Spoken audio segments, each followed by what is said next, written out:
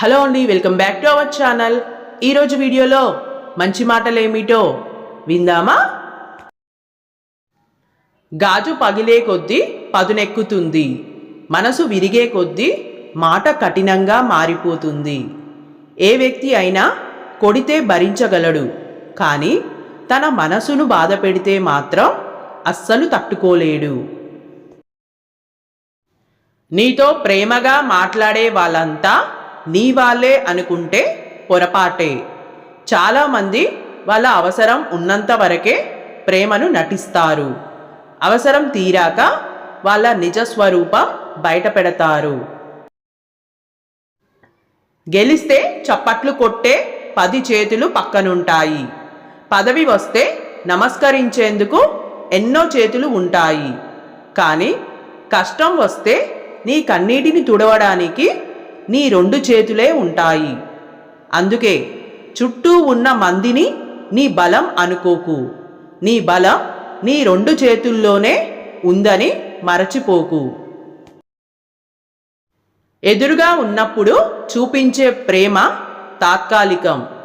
ఎంత దూరాన ఉన్నా నిత్యం తలచుకునే ప్రేమే శాశ్వతం. తప్పులు చేయనివాడు లేడు, వాటిని ఎత్తి చూపించేవాడు లేకుండా ఉండడు. సరిదిద్దుకునే గుణం నీకు ఉంటే నిన్ను ఎదిరించేవాడే ఉండడు. కొందరు మనల్ని మట్టిలో తొక్కాలని ప్రయత్నిస్తారు, కొందరు తొక్కేస్తారు కూడా. కానీ వాళ్లకు తెలియదు మనం మొలకెత్తే విత్తనం అని. అర్థం చేసుకునే మనసుంటే చెప్పలేనంత ప్రేమ కూడా చెప్పకుండానే అర్థమవుతుంది.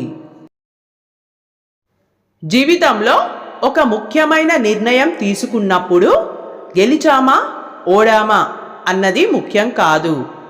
కడవరకు ధైర్యంగా పోరాడామా లేదా అనేదే ముఖ్యం.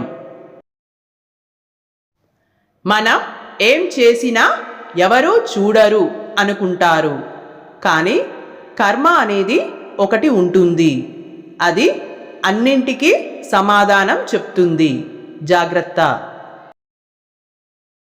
శ్రమించేవాడు ఎక్కడైనా జీవించగలడు. సోమరిపోతూ బంగారు గనిలో ఉన్న బికారిగానే ఉంటాడు. ఈ ప్రపంచంలో మనదంటూ ఏదీ ఉండదు, కేవలం కాలం తప్ప. అది బాగుంటే అందరూ మనవాళ్లే, లేదంటే అందరూ పరాయి వాళ్ళే. మన భవిష్యత్తు మన చేతుల్లోనే ఉంటుంది.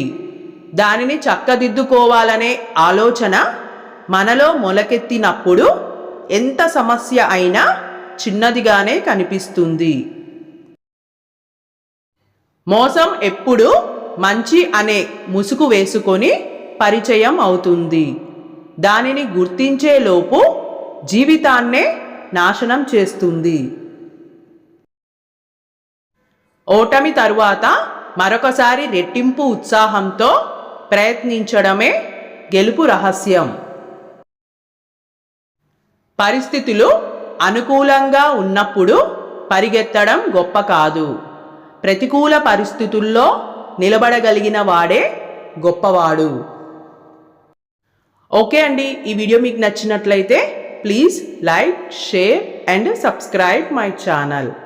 Thanks for watching.